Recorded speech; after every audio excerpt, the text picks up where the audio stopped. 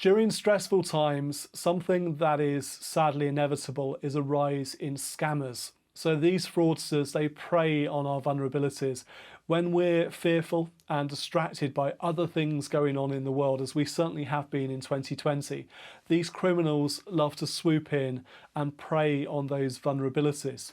So in this short video, I want to take a quick look and a new warning from the Investment Association.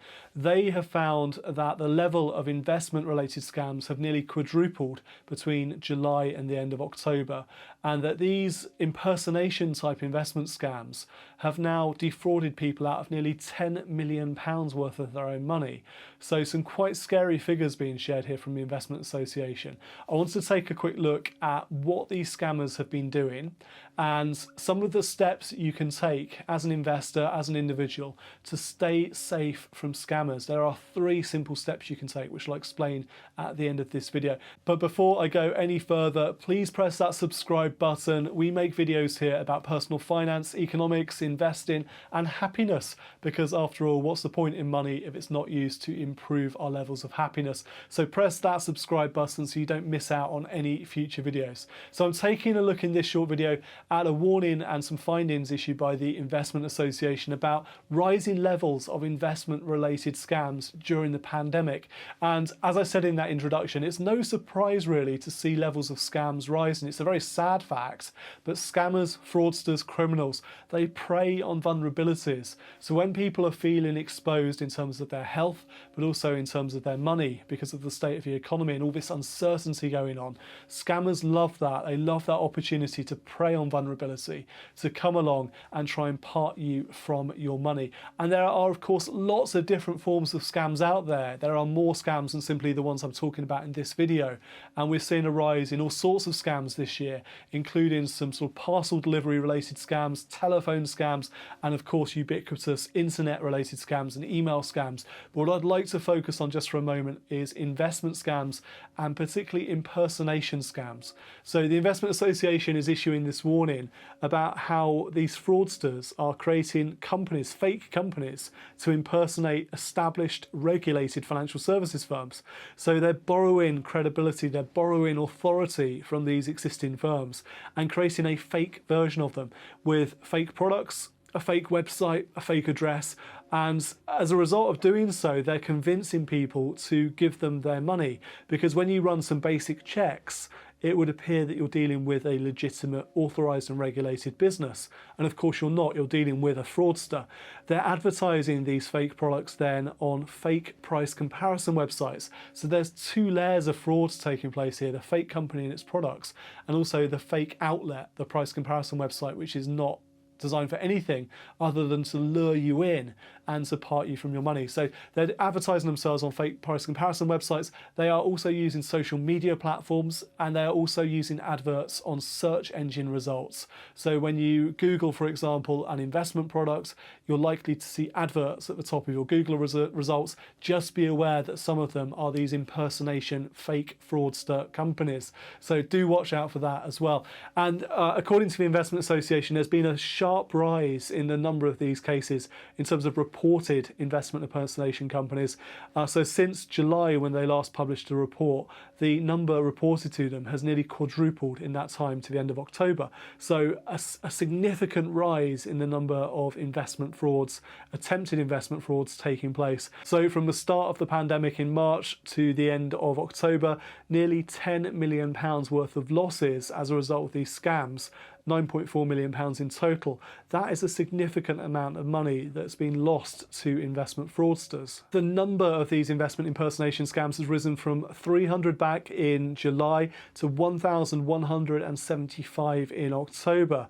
And more than 200 people that we know about have been scammed out of money as a result of these investment impersonation scams. So this is happening, this is real. A lot of people are losing their life savings as a result of these scams, which are quite sophisticated. They go to quite a lot of effort to convince you that they are the real deal, by creating fake websites, by using prestigious sounding company addresses, even making fake marketing material to convince you this is real. So you do have to be incredibly careful, and you have to work just a little bit harder to stay one step in front of the scammers. So to combat this at a national level, the Investment Association is working with various stakeholders to lobby the government. They want to see new rules being introduced to the Online Harms Bill, which is a new Act of Parliament that's going to go through Parliament shortly, to bring these online investment scams into the scope of that bill. That would give the police and other agencies more powers to tackle investment impersonation scams. Chris Cummins, who is Chief Executive of the Investment Association, said, "In a year clouded in uncertainty, organised criminals have sought opportunity in misfortune by attempting to con investors out of their hard-earned savings. The investment management industry is working closely with the police and regulators to stop these scams and is collaborating with our partners in government to close them down and prevent them from being advertised in the first place." Cummins continued, "Fraud and scams come in many different disguises. That's why, as we approach the festive period, we urge savers and investors to be as vigilant as possible to protect their investments and think very carefully about the risks of fraud when making investment decisions." Now, at a personal level, what can you do to stay safe from scams? How can you spot them? How can you stop yourself from giving these scammers your money? Because we all have to take some personal responsibility for this. While the industry and the investment sector and government can do things to protect us at a national level, at a global level, it's always going to be down to us, because some scammers will always slip through the net. And there'll always be scams out there, regardless of how many warnings the regulators issue and the police issue. Scammers will always persist. So we have to take personal responsibility. And there are 3 steps that the National Crime Agency suggests that we follow to keep ourselves safe from these investment scams. The first is stop. Just stop, take a breath, take a moment to think carefully, use your critical faculties and determine whether or not this particular investment is legitimate. Because often scammers will try and pressure us into making decisions quickly. That's part of their technique. They put you under pressure. They give you a limited time offer. They tell you that an investment has to be made by a certain time or date in order to qualify for a really good deal. This is just a psychological trick that scammers play. No legitimate investment advisor would put you under any sort of time pressure to invest. They're not going to tell you that if you don't invest by 5 p.m. on Friday, you're going to miss out. Legitimate advisors do not do that. Scammers do. Scammers put you under time pressure. So stop, take a breath. That's step 1. Step number 2 is challenge. It's okay to push back. It's absolutely fine to seek a second opinion if you are any way unsure about the legitimacy of a particular investment. In fact, I would never be offended as a financial planner if a client of mine said to me, "Yeah, Martin, just before I make this investment, I just want to speak to someone else, get their opinion on it." It rarely happens because we have such a close relationship with our clients dating back for years and years, but it would not upset me, and it would not upset any legitimate investment advisor to be asked to just challenge a bit, ask a few more questions, get a few more details, check some registers, check the FCA register, the Financial Conduct Authority register. Make sure the legitimate version of that company is the one you're dealing with and not some impersonation. So take your time, do your additional due diligence, and ask for a second opinion if necessary, but push back, challenge unless you're entirely sure that that investment is legitimate. And then the third step is protect, because sadly people do fall victim of scams. If that happens to you, or if you think it's happened to you, you don't need to feel guilty about it. You don't need to feel ashamed about it.